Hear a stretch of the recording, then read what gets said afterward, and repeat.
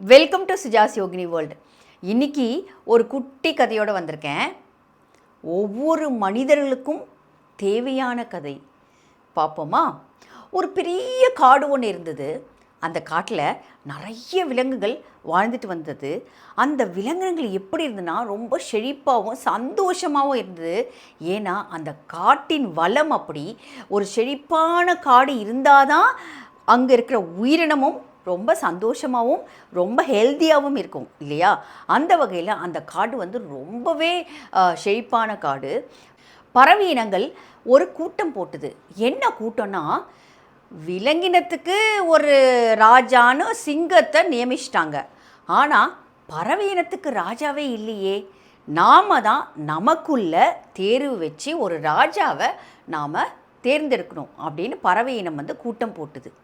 அந்த கூட்டத்தில் இருந்த கழுகு என்ன சொல்லிச்சுன்னா, உங்கள் எல்லாருக்குமே தெரியும் நான் தான் பலசாலின்னு. அதனால் தேர்வுலாம் எதுக்கு? எப்படியும் தேர்வில் நான் தான் ஜெயிக்க போகிறேன். அதனால் நீங்கள் என்னையே ராஜான்னு அறிவிச்சிட்டு போகலாமே, எதுக்கு டைம் வேஸ்ட் பண்ணிட்டு அப்படின்னு சொல்லிச்சு.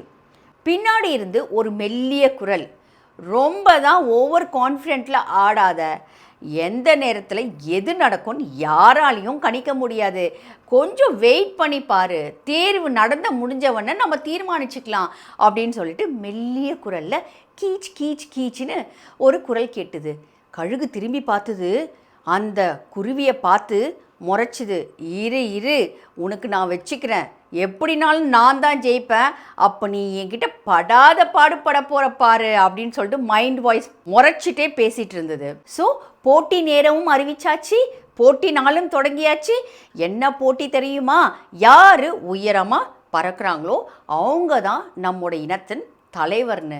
எல்லா பறவைக்கும் தெரியும் கழுகு தான் உயரமாக பறக்கணும், இருந்தாலும் நம்ம ட்ரை பண்ணுவோம் அப்படின்னு ஒரு ஆசை.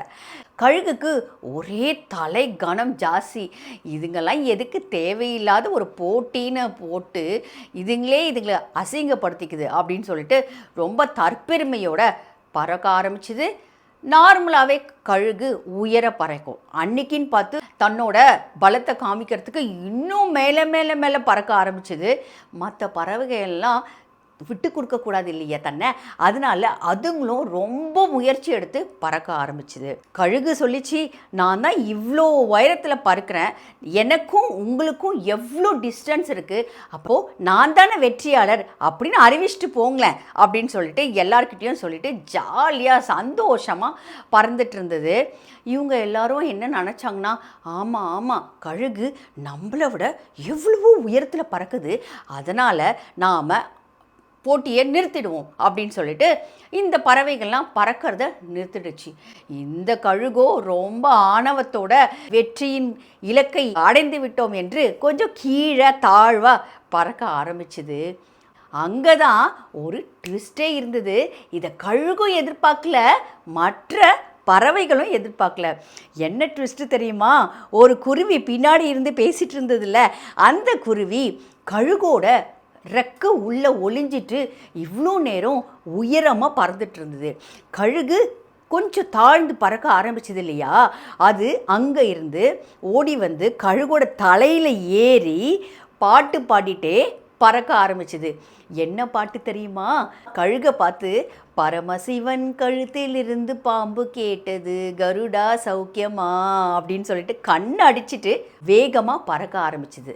லாஜிக்காக பார்க்கும்போது யார் வின்னர்? குருவி தாங்க வின்னர். ஸோ கழுகு ரொம்ப அடாடா, நம்ம ஓவர் கான்ஃபிடென்ட்டில் தலை கனத்தோட நம்ம பலசாலியாக இருந்து கூட நம்மளால் ஜெயிக்க முடியலையே, புத்திசாலித்தனத்தினால அந்த குருவி ஜெயிச்சிடுச்சு அப்படின்னு சொல்லிட்டு அந்த குருவியை பறவை இனத்தின் தலைவராக அறிவித்தாங்க, மகுடமும் சூட்டினாங்க.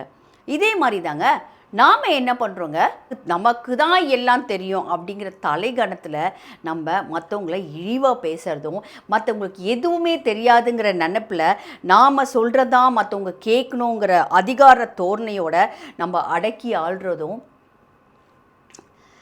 கழுகு போல தான் பாதாளத்தில் தள்ளிடும். ஆக்சுவலாக நமக்கு ஒன்றுமே இல்லாத போது நம்ம தன்னடக்கத்தோடு வாழ்வது பெரிய விஷயம் இல்லைங்க. ஏன்னா நம்மக்கிட்ட ஒன்றும் இல்லை. ஆனால் பொன் பொருள் கல்வி எல்லாமே நமக்கு கிடைக்கும்போது அப்போது நம்ம தன்னடக்கத்தோட ரொம்ப பொலைட்டாக இருக்கிறதுங்கிறது பெரிய விஷயங்க. அதே மாதிரி நமக்கு தெரியாத விஷயங்கள் நிறைய இருக்குது நான் அப்படின்னு ஒரு எண்ணத்தோடு வாழும்போது அந்த தன்னடக்கம் தானாக வந்துடும். மற்றவங்க பேசும்போது நாம் கொஞ்சம் பொறுமையாக கேட்கணும். என்னன்னா நமக்கு தெரியாத விஷயங்கள் அவங்கக்கிட்ட இருந்து ஏதோ ஒன்று நமக்கு கிடைக்கும். அந்த மாதிரியே நம்ம பண்ணிகிட்ருக்கோம். நிறைய பேர் தனக்கு தான் எல்லாம் தெரியும் அப்படிங்கிற கர்வத்தோடு நம்ம இருந்தோன்னா நம்ம வாழ்க்கையில் மேலே போகிறது ரொம்பவே கடினம். அது நம்ம எதிர்பார்க்காத பாதாளத்தில் தள்ளிடுங்க. Take care. பை.